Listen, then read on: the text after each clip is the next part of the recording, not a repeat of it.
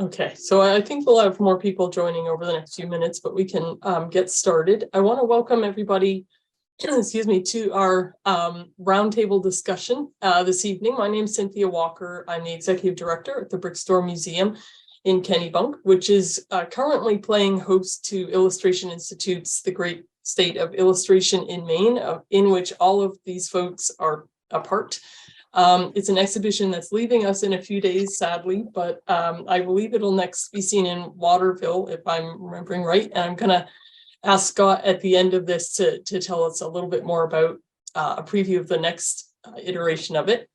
I want to highlight that this is the first session in the museum's History at Work series. Today, again, we're highlighting the career paths of Maine illustrators.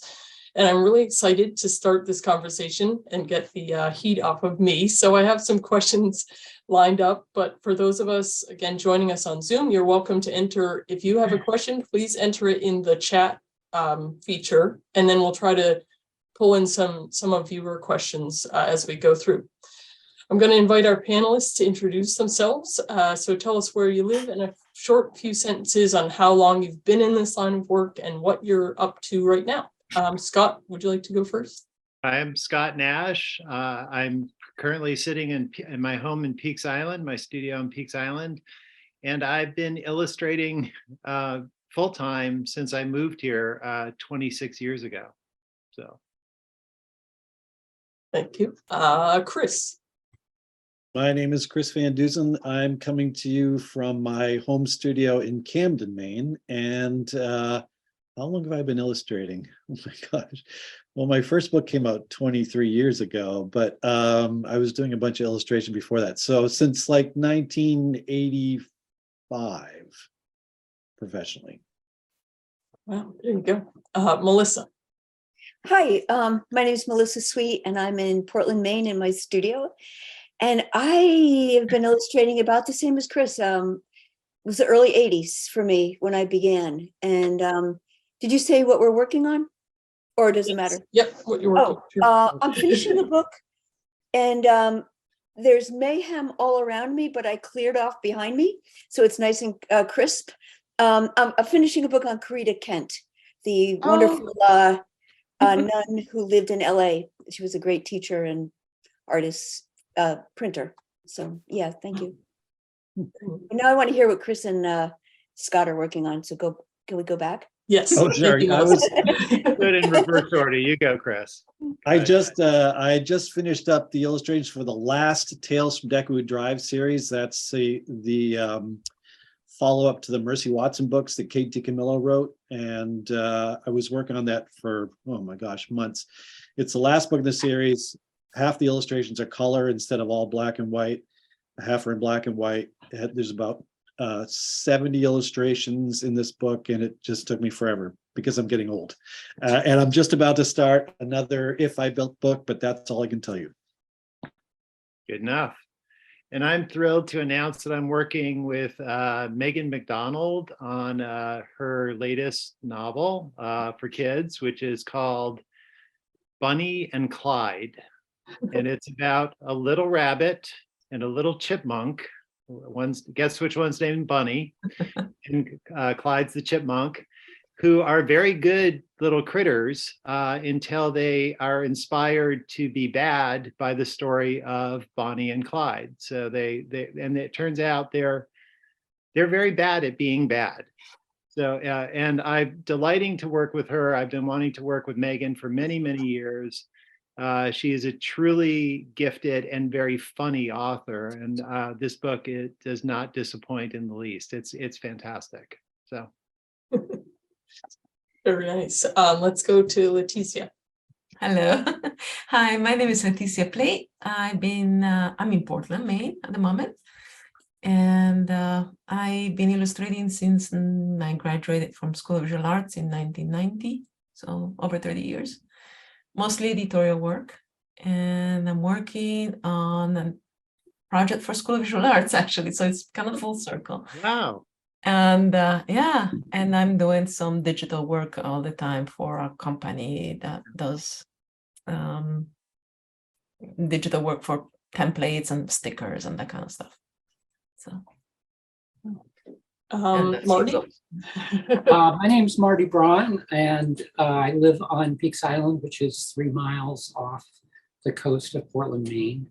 And I only live about a mile from Scott and Nancy. And I actually have a degree in graphic design, and so I came. I've always drawn since I was a little kid, but graphic design sort of got me a job right out of college, and I was doing illustration then, but it was several years later that I started freelancing. So I've actually been working doing design and illustration since 1970. I am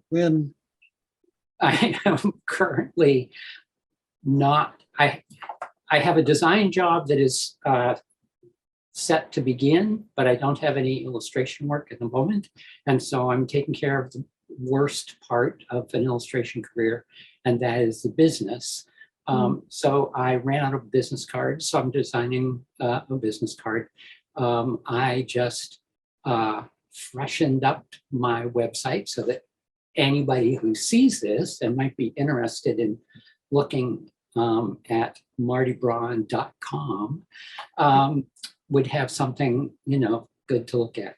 So I also want to mention Jamie Hogan, who is an illustrator, and we're married, and our daughter, Daisy Braun, who is an artist, because I will probably mention both of them, and I'll just call them Jamie and Daisy. So you'll know who I'm talking about. That sounds good. Rebecca. Hi, I'm Rebecca Lowell, and I'm in Biddeford, Maine. And let's see, how long? So I started illustration by the way of creating Maine duck stamps. So that's kind of how I began illustrating. That was in 2011 was my first one.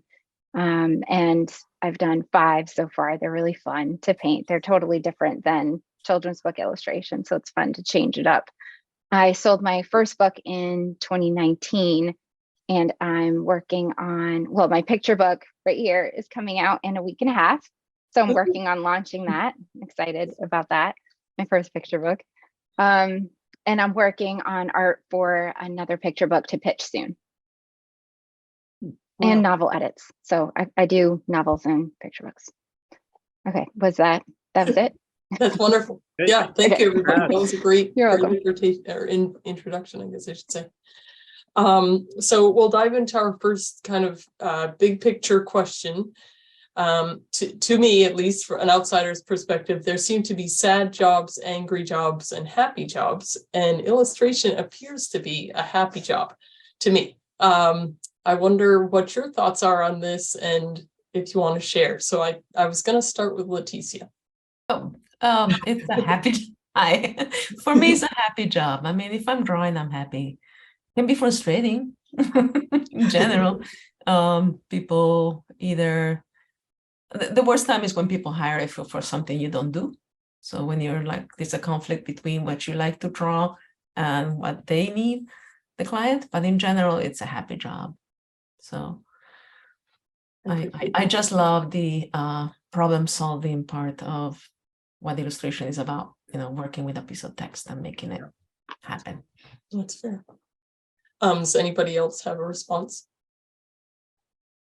Jamie has a saying, and that is that a bad day illustrating is better than a good day waitressing. Oh, Yeah. that's Yes. probably right. Huh. And I've never done any serving like that, but I agree with her. Yeah, I couldn't imagine doing anything else. I mean, I was thinking it's in different moments. It's kind of all of the above, where Mhm. you might have frustration, you might have anger, you might have sadness. Especially when it comes to being on sub, that's probably the most like with a book, like if you're pitching a book and you're looking for a sale, that's probably when everything's a roller coaster the most. actually making the art is the fun part. Yeah. So do you mind if I dive into that a little? And this is out of interest in how this all works. So I'm sure there's more than one approach to doing a book or a commission, but do you have an idea, write it, and then try to get it published? Or does somebody come to you and say, I need drawings for this book? How does that work?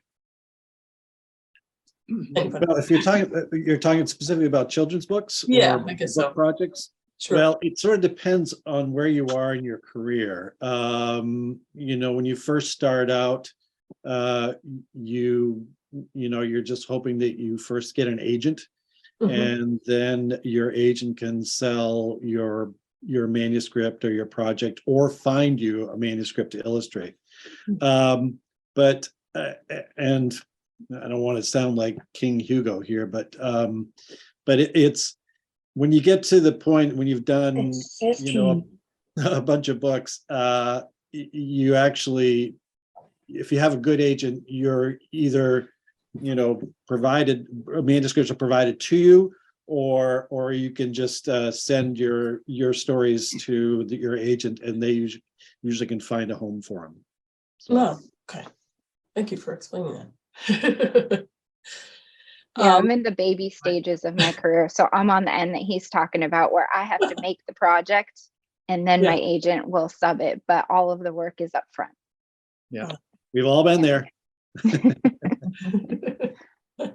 I'd say on balance, it's a happy job, but it's also I'd also call it interesting. It's fascinating to me. Every job is different, both for me.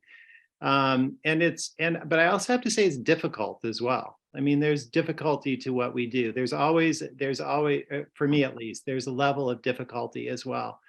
And as a career, I feel very privileged to have gotten into illustration when I did. I think on balance, we all work very hard. There's a difficulty to it, and it hasn't gotten easier to be an illustrator these days. As a matter of fact, it's I think in many ways it's very difficult. Like somebody said, Marty, you said you started in the 70s, right? Illustrating. I've had clients, the value of illustration outside of the children's book world hasn't risen with the cost of living at all.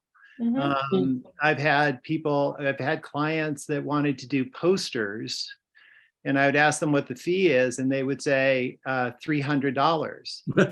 And I had to say, politely, that's what I received in the mid 1980s for a spot illustration.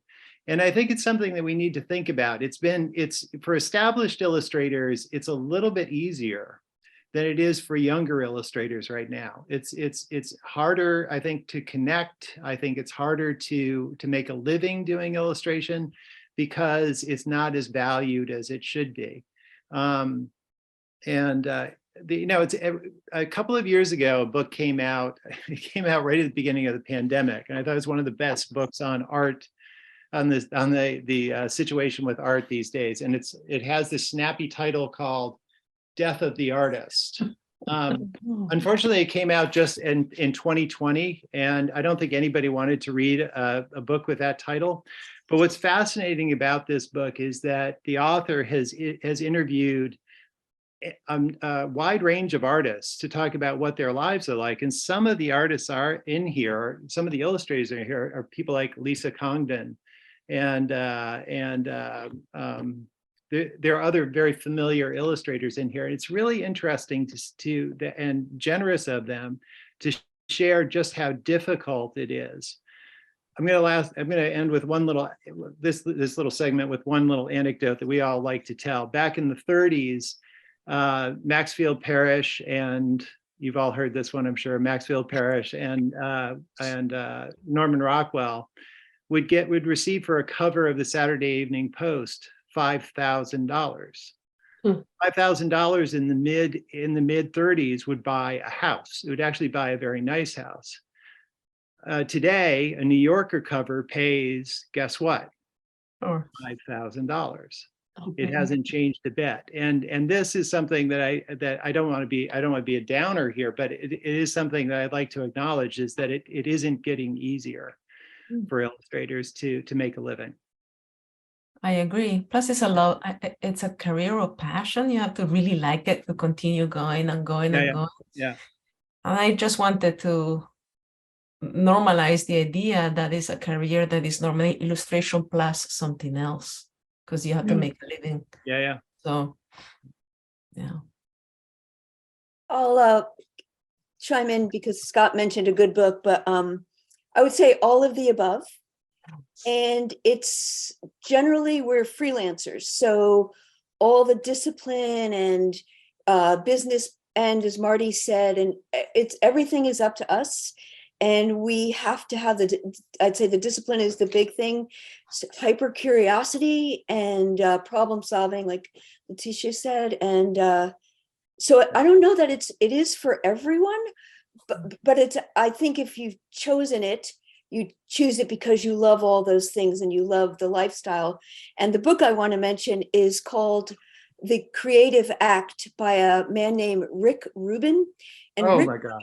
And Rick Rubin is one of, he produces Adele and Kanye West and you name a musician, and he has produced them, but he has a very interesting way of looking at art as a way of being.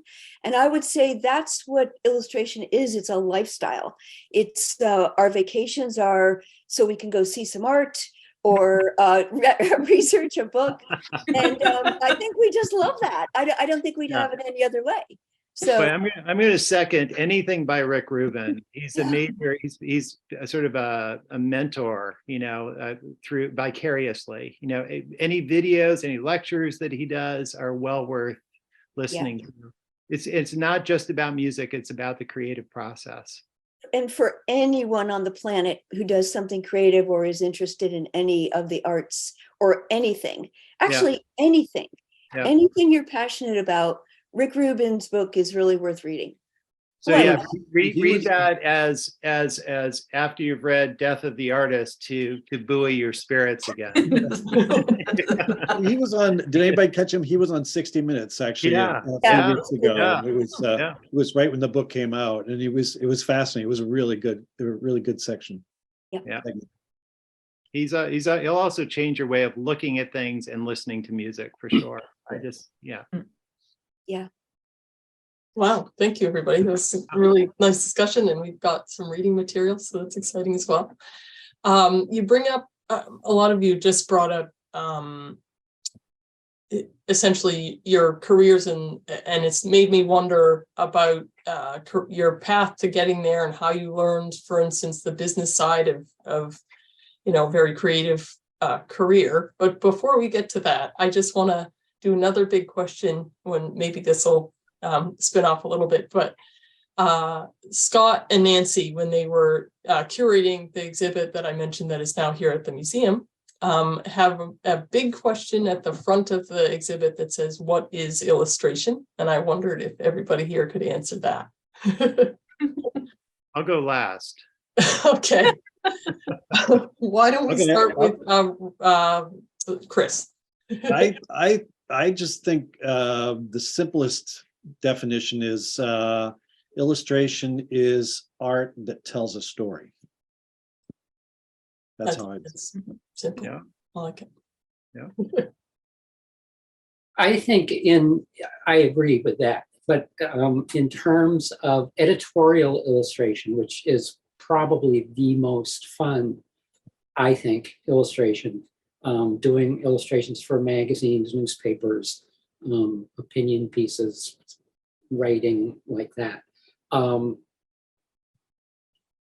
For me, it's telling a story, but it's telling it somehow with a twist. And because it's in a newspaper or a magazine or something, publication that's for sale, they're trying to draw people in. And I consider illustration visual bait. To get someone to stop turning pages and either start reading it or pick up this package or this book cover or read a poster about an event, and I don't know, I think that for me, that is the most interesting thing about it, is you're trying to attract attention, but you're also trying to tell the story of whatever your client is trying to say or sell or something. And it's that challenge to tell somebody else's story as the best you can, which I imagine is the same with a children's book. Yeah. But that's my take. I think one distinction is that the word comes from illuminate. So we're taking words generally as well as picture book people, or even you, Marty, I suppose you're reading an editorial piece and you're responding to it visually. And I think that's a big part of our job, and to bring something about us into our art into it, so that there's a feeling of being layered, like all of our books have these little sub-stories and visual clues that are taking us somewhere else beyond the story, or maybe even in deeper. So I would say, I think text is a part of it, if I'm correct. And there's is there a line between illustration, painting, making?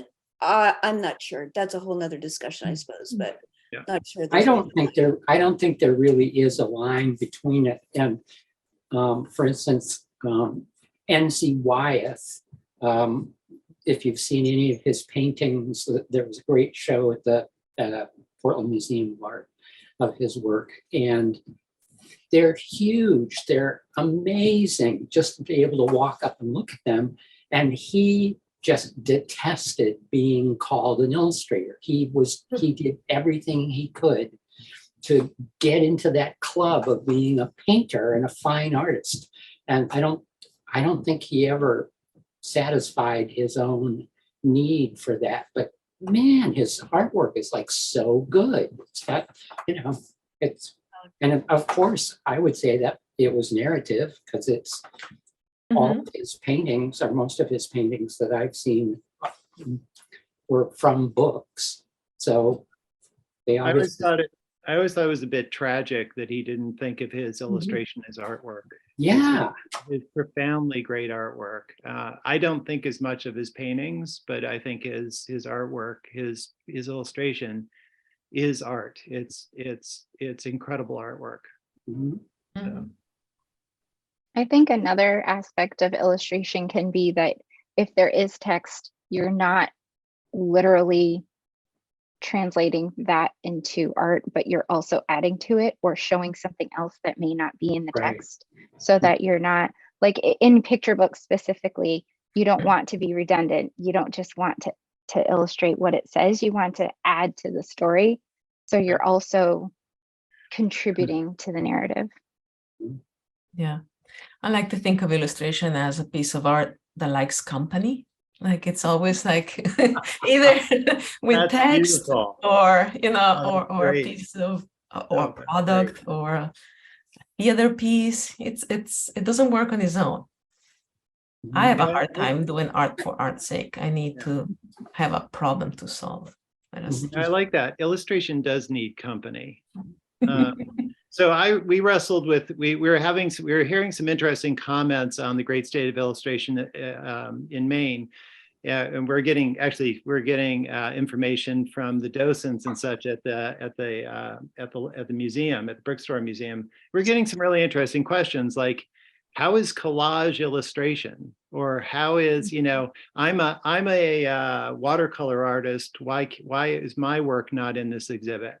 And so I've, since we started Illustration Institute, I did want to come up with some sort of a definition for illustration. And I believe that illustration has a responsibility, and the responsibility is to the narrative.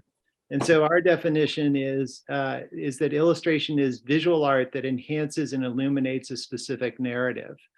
I would go further to say that there's no such thing as decontextualized illustration. It needs the context. And so many ways, what we're showing at the in the museum, at the Brickstore Museum, in my mind, is not exactly art. It's artifact. It's part of the art. The book, to me, when I do a book, it's the entire book that is art. Oftentimes, what we're showing in a show like The Great State of Illustration in Maine, there will be an illustration where there needed to be text. And that actually, for me, is great to see, because it shows what's missing, which is the context for the art. And so I throw that out there as something that could be discussed. It's definitely that we can argue this that definition, but I do believe that we have a responsibility to be good readers, to think about the text deeply, and the best illustrations and the best illustrators, I believe, do that. I agree with you, and this may not hit you right, but I liked the early invitation to be in the show, asking for the story of the illustration. Right. And then I was really disappointed that part didn't happen. Right. I don't know why, but because I always feel slightly cheated when there's a book of illustration will come out and they'll just show the art and not tell you what it was about, what it was for, where it was used. So I completely agree with you and sympathize with your position. What got in the way for us is just the sheer amount of illustrators in Maine. There was no room for the narratives. I do feel badly about that, but at the same time, I'm also quite excited about the amount of illustrators that are in Maine. I had hoped there was going to be a comprehensive exhibit.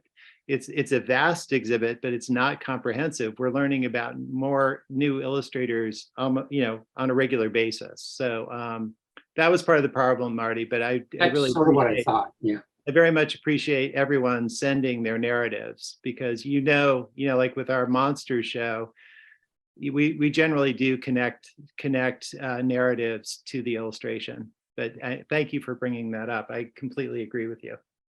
So, yay.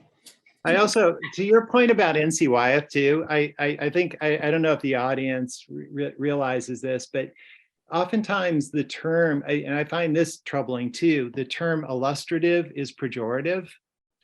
It's not, that's a way of saying, oh, it's not art, and I take exception to that usage of the word illustrative, because I very much value what we all are able to do, and I see it as very important, as a very important part of communicating a story. Right. Yeah, I agree. Yeah, that was a great discussion. Thank you. I just want to pause as we go a little past 6:30, so it's halfway through, and I just want to remind our audience that if you have a question, you're welcome to put it in the chat so we can try to get to it as well. So I think we'll make the turn here again halfway through, and if I could ask everybody just to give us a very miniature tour of the path that you took once you realized illustration was a career, and kind of how you got to that point. I think we all find ourselves, jumping from plot to plot to make sure that we get to where we want to go, but it often takes very different paths than the next person. So I think we'd all be very interested to hear all of your experiences about how you are sitting here right now. So Chris, I think we'll start with you if you don't mind. Sure. Well, I actually started out as an editorial illustrator. Did a lot of magazines and newspapers, advertising. Did a circus poster for Scott when he ran Big Blue Dot. I did some L.L. Bean catalog covers, some good, some not so good. We forget about those. But I did that for several years, starting out very slow, doing I remember one of my first jobs was I was illustrating swing set instructions. Not the most glamorous job, but eventually over time, you sort of develop a style, you sort of develop what you want to do. And the things that I really liked doing were illustrations for kids. So I started doing a lot of kids magazines. And back in the 90s, there were a lot of kids magazines, Contact 123, Disney Adventures, Nickelodeon.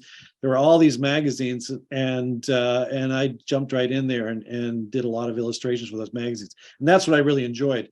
And at the same time, when I was working as an illustrator, editorial illustrator, I got the idea for my first book, which is Down to the Sea with Mr. McGee. And I worked on that in my spare time. It took me a long time to do it because I didn't, I was doing the main work and then doing this on the side. But eventually I had it where I thought it might be presentable. And so from there, I took the leap and found an agent. That's a whole nother story. And got the book published, and it came out, like I said, in 2000. And from then on, I've been doing almost exclusively children's books from that point on. Well, thank you, Chris. Melissa, let's go with you. When I got out of college, and that was all very like haphazard. I didn't have a big plan, but when I left, I wanted to find a job that I would be an artist and making something. So instead of thinking about do I want to do illustration, I thought, what do I make? What do I draw and paint and make that I could sell? And so kind of opened my eyes and thought, well, people illustrate greeting cards, or they paint book art, and at that time I was living in Boston. So I did both those things. What I did was greeting cards, and I took a lot of classes in the book arts where I made paper. I made books by hand. So my start was in limited editions and one-of-a-kind artist books, until I got published. And that was the job part, was getting published, I thought. But I just really, I wanted to spend my day in the studio, so I had to figure out a way how to do that. That's my path. Leticia. I grew up in Italy, where everything is designed. So I was waiting for the moment where I was going to illustrate, and I realized it was not happening. So it only exists in a small window of illustration for children's books, but everything else in Italy is design-based, book covers and most of the things. So my mother was traveling to New York City, and she saw Milton Glaser at School of Visual Arts, and she's like, you need to go here. So I went. I barely spoke English, so it was dicey and interesting, but I speak Spanish, so it saved my life.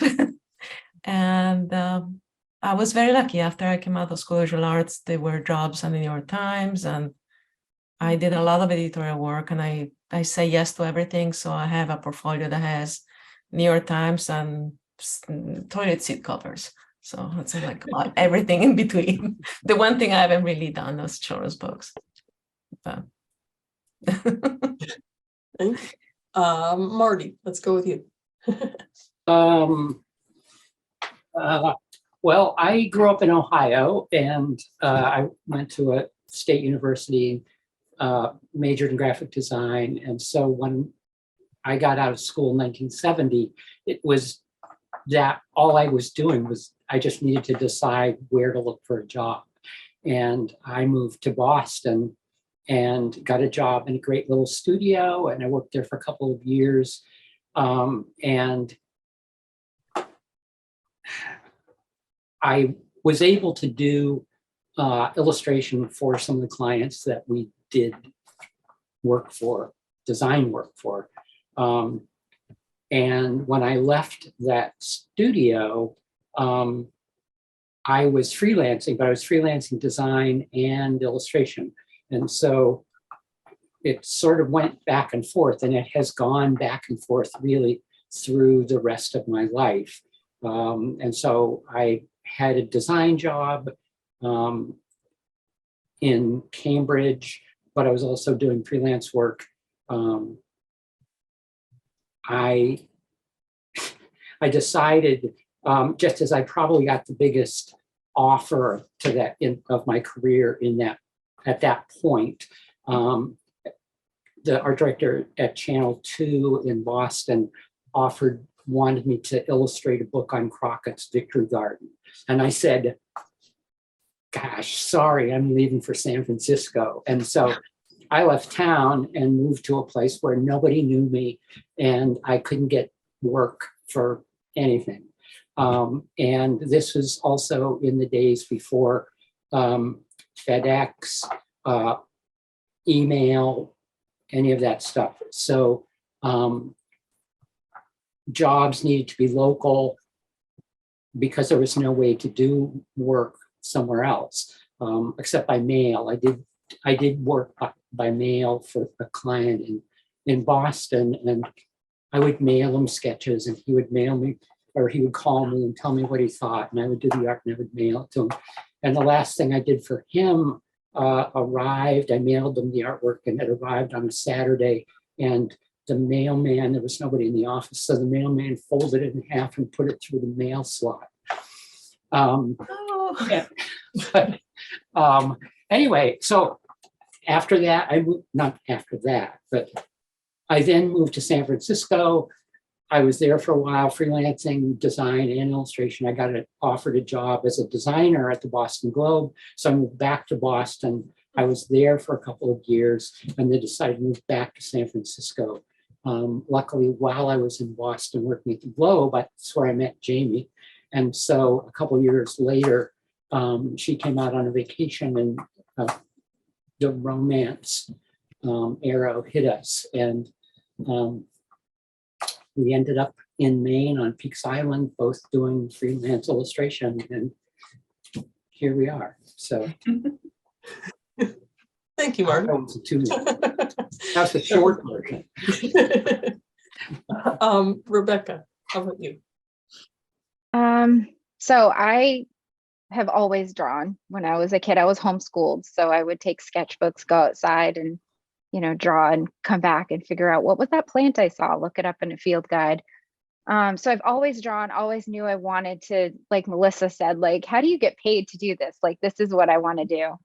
And I sold my first paintings, I think I was about 14. My dad built a stand for me to do the Saco Sidewalk Arts Festival. It's like our local town show. And I was exhibiting at 14 and got a ribbon and was like, woo, this is awesome. Sold a painting there. And I went to RISD. And then as I graduated from RISD, I ended up in an abusive relationship for a decade and lost basically 10 years of freedom. Think of COVID lockdown for 10 years. That was my life. So I couldn't do anything. And as soon as I left that, I went straight back to grad school. And it's kind of like, this was what I knew how to get back into it, was to go back to education. And then I got an agent and sold my first book, and now I'm here. So that's kind of like Cliff Notes version of a bunch of, I don't know, it was just so much lost time in that 10 years. So I feel like I'm 10 years behind in my career, but I couldn't really help it. So were you drawing during that time? Secretively, I would hide it because I got yelled at for making art. It was punished, it was really hard, but it's what kept me going, was creating and then hiding it. Thank you, Rebecca. And I just want to highlight that when I was visiting every artist, or almost every artist who has a website, who is included in the show, I came upon your website, and your honesty and your story are really amazing. So thank you for sharing. Thank you. And I don't mean to be a downer. I was like, I don't know if I should say that, but it's such a part of my journey. Yeah. And it kind of explains why I just now got to it, even though I've drawn my whole life. So thank you very much. Thanks. And before we get to Scott, I do want to say, just for everybody, I know this, as Rebecca just said, is a Cliff's Note version of your life and the amazing work that you've all done. So I don't want that to take away from it. But Scott, go ahead with yours. My Cliff Note version is like Marty. I was trained in graphic design. I didn't study illustration at all. I studied painting. I established a design firm called Corey McPherson Nash, and then did a spinoff called Big Blue Dot, which specialized in kids media. It was my goal. It's funny. I love, Letitia, you mentioned Milton Glaser. My heroes as both an illustrator and a designer was a group in New York called the Pushpin Studios, Yeah. where and we our mission, one of our missions, besides our different sort of audiences, was to de-silo illustration and graphic design. Let's do it all together. We had illustrators in the studio who were also graphic designers, and we really wanted to create some of that vibe that I perceived as being in Pushpin Studios. I found that idea very exciting. I still do. I still think that illustration and graphic design should be together. Hope so. Some of the best logo designers are illustrators. It's just terrific. And I also think that I urge my students when I was teaching at Maine College of Art to take some design courses as well, because there's no reason not to try those things out, because it will enhance and change who you are as an artist. And so during those years, it was heady times. These studios did very well. I was able to do some illustration here and there. I also was an art director. So we hired a lot of illustrators, including Chris Van Duzen, who Chris and I worked together on, we were going to bring back the Art of the Circus poster. And Chris's work was chosen, and I couldn't have been more delighted. So things were going along very, very well. Both studios were doing quite well. We were doing work for Nickelodeon, for the Cartoon Network. I was doing a lot of animated work. It was a broad range of things. But what I was finding was that the management of these firms, these two studios, was taking away from my creative time. And in 1996, I got my first contract for a book with Candlewick Press for a book called Saturday Night at the Dinosaur Stomp. I took that as a sign that I should leave the company that I created. So I left both of those companies, and we started, Nancy, my wife, who's a collage illustrator, started casting around for places to live. And we had always, one of my former employees, Marianne Lloyd, who's one of the aforementioned designer illustrators, was living up here with her husband. We just found this place, Portland, to be charming in ways that we just never would have expected. It's a very, very creative place that has a tangible aspect to it. You can meet people and get into sort of substantive collaborations up here in ways that I've never seen in any of the other places that we've lived. And so, yeah, for the last few years, my concentration, I still don't have a concentration. I've been producing a lot of children's books and doing a lot of writing, but we're doing a lot of other things as well.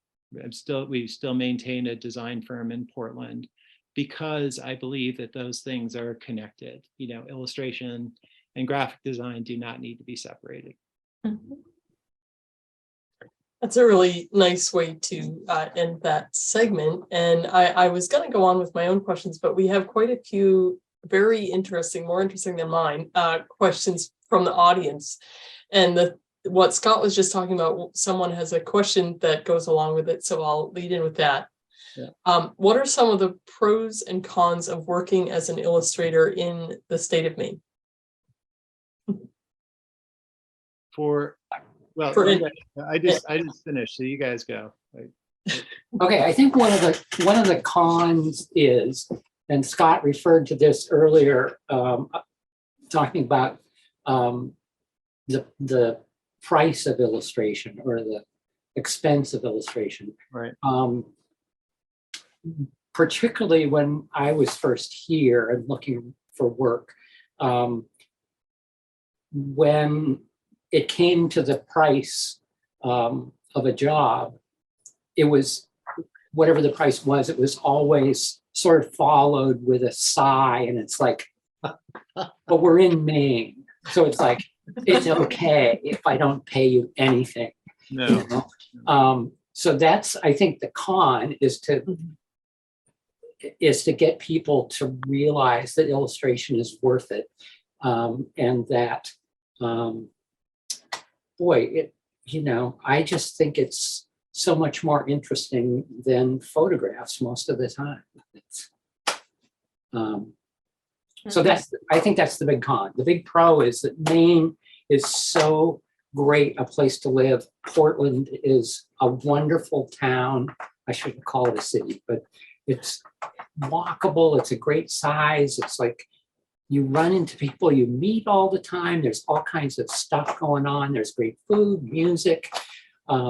It's just, it's such a great place. And I grew up in Ohio, and I don't think I ever even thought about Maine once the whole time I lived there. I didn't know anything about Maine. So when Jamie and I moved here, it was just like a total surprise. So that's a big pro. Yeah, I think that's the biggest con, don't you think? Just being able to live here and live where we are and do work. I mean, I work right out of my home and name my own hours and have a dog who's a studio assistant. And yeah, it's just that's pretty good. My commute is about 15 steps from my kitchen to my studio, so that's not bad. I might skip. Oh, Melissa, I'm sorry. No. Go ahead. It's fine. Yeah. Oh, I might skip to this next question that I think is similar, but someone is asking, I wonder if the online world that kids have access to has diminished opportunities for print work. Is that right, or how does anyone feel? I think it definitely has, although it's opened up other venues. But I did work for a computer magazine in California fairly regularly every month for a long time, and then stopped. And 10 years later, the art director called me and said, hey, do you want to do a cover and inside full page? And it's like, sure. And after I knew that I had the job, I got up the nerve and I said, after 10 years, what made you call me? And he said, I don't know, something about this just said Marty Braun all over it. And I was like, after 10 years? Anyway, I said, maybe we'll start working together again. He said, I don't think so, because this is the last issue, because we're going online and I won't be buying any more art. So I think it really has sort of killed the magazine business, at least. And, newspapers are struggling, and those were the two really fun venues for illustration work. So I think it really has put a dent in a lot of careers. I think it's really important. There's the question that another question, I was jumping ahead, I'm going to connect it to this, is you ask in one of these questions, are there times where we need to reinvent ourselves? And from my perspective, that's another difficult aspect of being an illustrator, that we do need to be aware of where the opportunities are when we're outside of, especially when, to a degree, a few of us have security in the world of children's books. But when you get outside of that realm, we really need to stay on top of what's happening in media. I like to tell the story. I have a former student who came to me, I thought was fantastically successful, because I was watching his Instagram account and his numbers were far exceeded my numbers in Instagram. And he said he wanted to come and meet with me.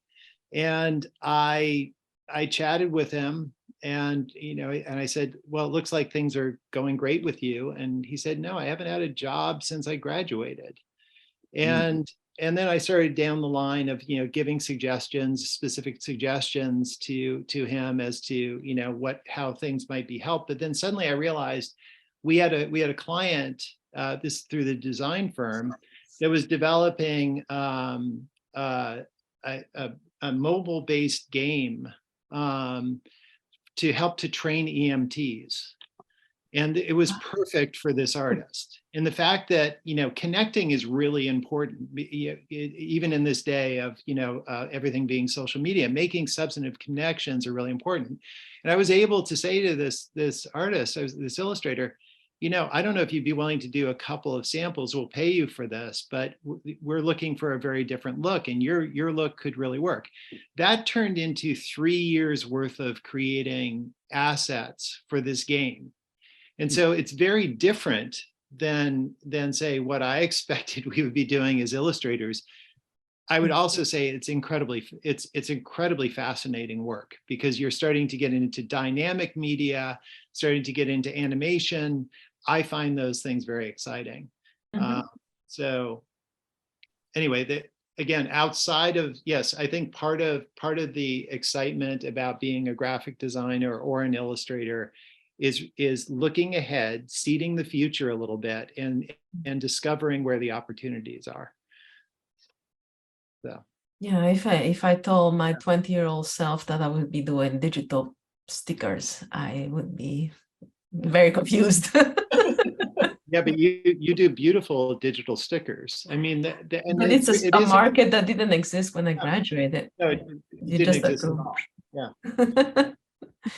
So one good thing about living in Maine, going back to that, is that you have 1 degree of separation from anybody. So you can get things done that you would not be able to do in bigger cities. Like, you want to do a show, call someone, you can normally connect the dots, which is also a problem in case 1 degree of separation can be also a problem.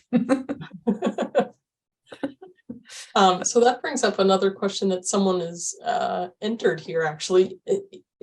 Being in such a large state, do you have any advice on how to connect with other illustrators in our state? I say call them. There you go. Just Pre-COVID, we were doing, Russ Cox is like the illustrator coordinator for NESCBWI. And pre-COVID, we were like hanging out with like a group of, I don't know, maybe 10 or 15 illustrators would show up at LFK in Portland. That stopped with COVID, but I don't know if that'll start back up again. So if anyone's like part of SCBWI, look up like the Maine chapter. They do a lot, or they did, I should say. I think they're going to again. There's creative vitality throughout our state.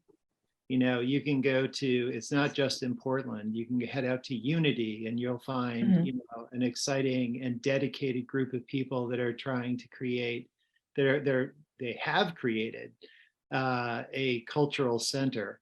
Biddeford, of course.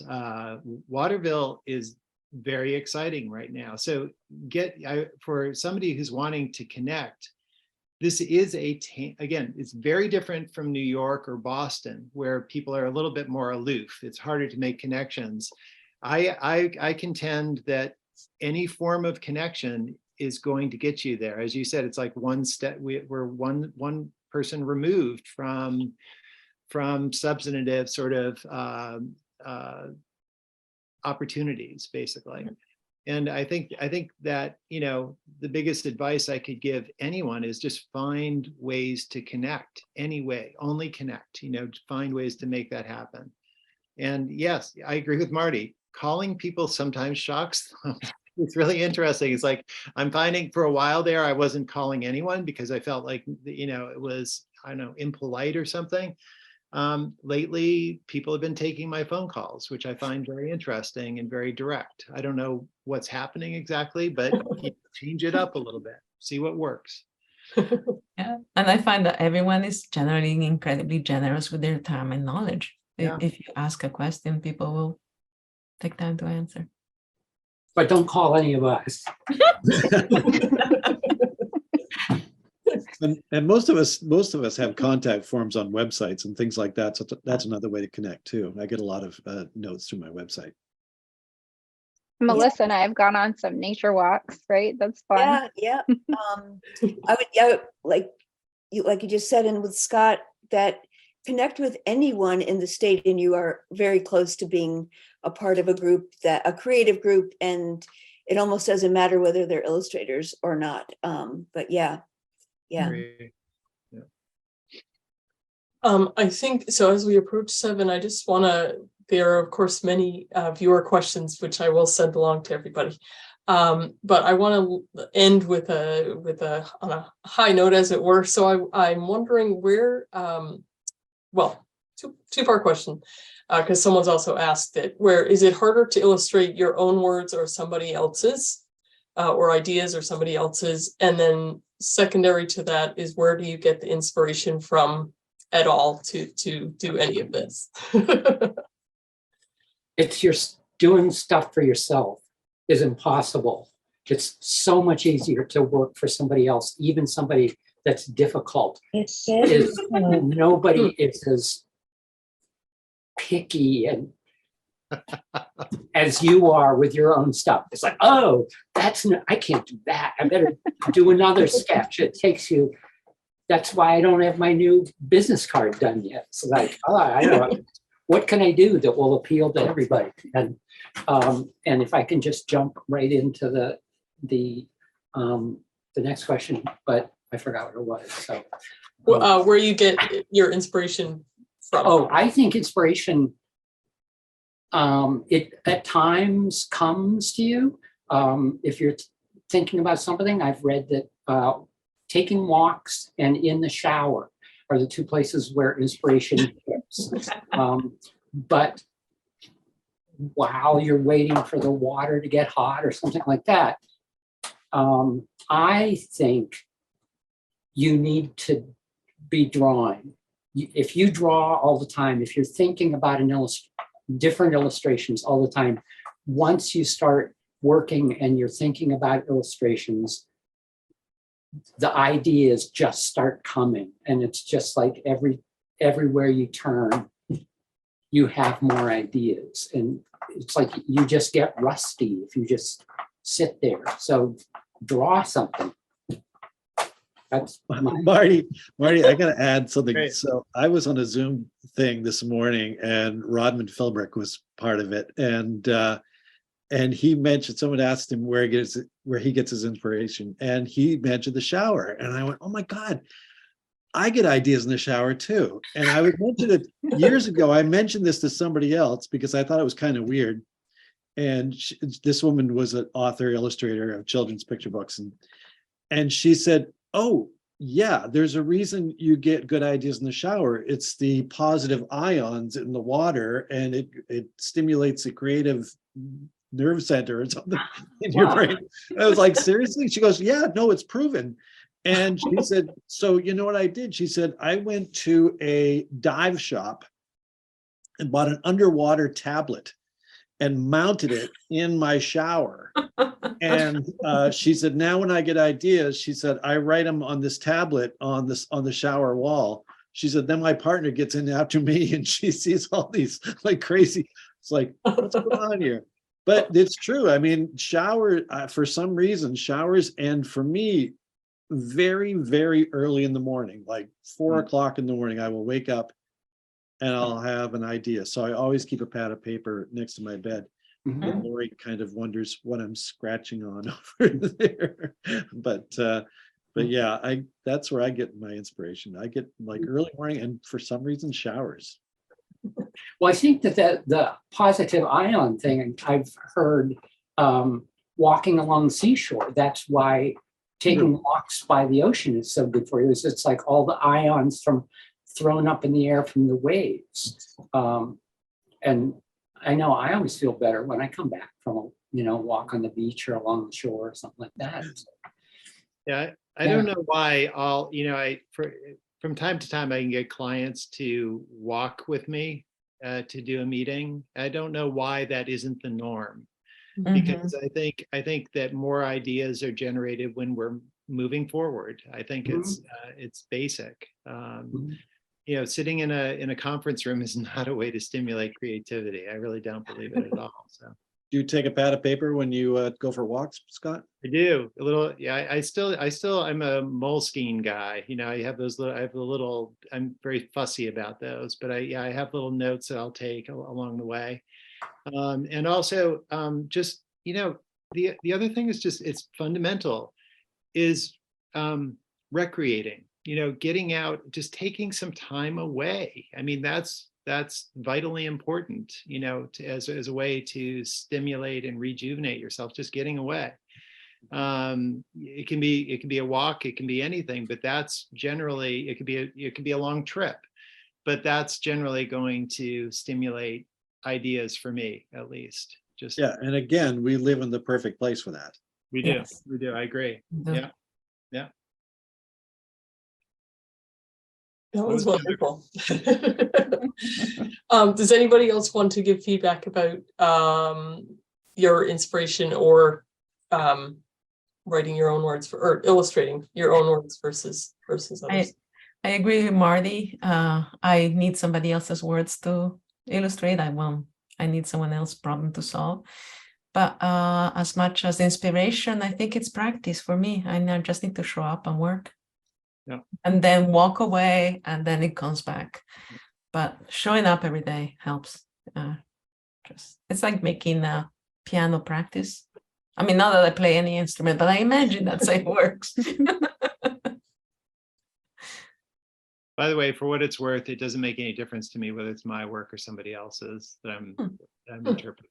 It's just it's both are fascinating in some way. For me, I think it's harder to do my own stuff. I wrote a book called If I Built a School, and I made the mistake of writing the words before I did any sketches. And then when it came time to sketch it, I read my text and I was like, oh my God, if I hadn't written this book, I would be so pissed at this author because I don't know how the hell I'm going to illustrate this. And I had to do sketch after sketch after sketch to finally get it just right. So, but maybe I'm just, kind of a stickler for perfection. But yeah, sometimes it's harder for me to do my own. Found the process. Easier for. Oh, sorry. Go ahead. I found the process really different from illustrating someone else's work to my own. And I had a lot of books under my belt when I wrote my first book, and I found it exhilarating. And I think it gave me a freedom, and I couldn't possibly write enough I write slowly. So I love illustrating other people's work, but there is a difference, I think. As a maker, making something for me or making something for someone else, a really different process. Yeah. But both very fun. Can't wait to see your book. Corita Kent is one of my heroes. So. Yeah, she's an amazing woman. Yeah, thank you. Go ahead, Rebecca. Sorry. Oh, that's okay. It's easier for me to illustrate my own because I tend to think of the words first. So it's a little bit kind of like what Chris was saying was his frustration. For me, I polish the manuscript and then I get going on the sketches, but then I always change the manuscript after the sketches. Like I thumbnail and then I go back and I'm like, I don't need to say this. I'm saying it in the illustration. So for me, it's very much a back and forth, and it's like you change one thing in one end of it and then you have to go back and you change the other. So it's a lot. But I almost always think of words and pictures together. I have a hard time separating them. And that's, I guess, so far, that's all I've done. And as far as inspiration, outside, I have to go outside. And if I don't spend enough time outside, I'm a mess. Like I'm just not as happy. So I like to be outside as often as possible. Mm-hmm. Well, thank you, everybody. And just being mindful of your time and the audience's time, I want to land on that wonderful inspirational note. And I think everybody will take all of your advice to take some walks outside and maybe even grab a notebook with them as they go. And Oh yeah, I Aqua Notes. Oh, There is a yes, thing called Aqua Notes, that's Aqua right. Notes. You don't have to get in a diving store. It's like, I don't know, online somewhere. I have one. Okay. There you go. Good tip. I want to thank all of you for spending an hour with us and just giving us a view of what the career actually looks like, producing all the magic that you do for all the rest of us that we get to see and enjoy in a variety of ways. So thank you very much for joining us this evening. I'm going to be following up to all of you with a lot of the very nice messages that have been sent to me, so you can read them as well. And then, yeah, I just want to thank you all for taking the time this evening. And I just want to give Scott a moment, if you could tell us a little bit about the Illustration Institute, since it benefits hopefully this group of people and the exhibit as well. Yeah, I just want to say thank you to Cynthia and to the Brickstore Museum for being a home to us here, but also to being a home to illustration as an art form. I appreciate we've done now 3 exhibitions together through the Illustration Institute. Our mission is to increase appreciation and awareness for the art of illustration, and to become advocates and to surprise and delight people through our exhibitions. We do workshops, we do a lot of presentations, and we also have an artist residency on Peaks Island, which I like to say, I think we're actually we've been in existence for 6 years, and I feel like we're building something that's akin to the vibe of Monhegan, but around illustration and around narrative arts. We're very grateful to the Brickstore Museum for allowing us to experiment too with themes like the art of cute, the art of mending, and now the great state of illustration in Maine.